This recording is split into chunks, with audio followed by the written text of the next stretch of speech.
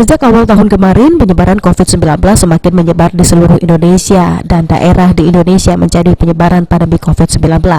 Karena masa pandemi, seluruh kegiatan dibatasi demi menekan penyebaran COVID-19, termasuk bagi kita yang ingin melakukan liburan. Sekarang, kita sudah bisa menikmati liburan meski di masa pandemi, tetapi tetap harus melakukan protokol kesehatan. Berikut tips agar aman melakukan liburan di masa pandemi.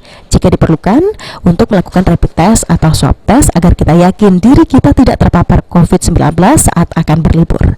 Lengkapi protokol kesehatan pribadi dan memilih hotel yang menerapkan protokol kesehatan.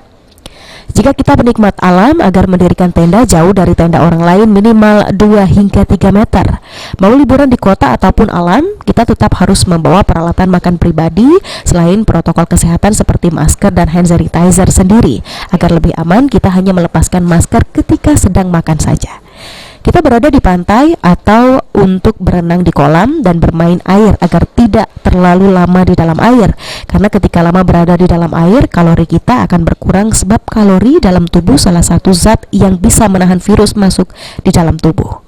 Berikut tips singkat untuk Anda yang melakukan liburan di masa pandemi. Mardiansyah, PAL TV.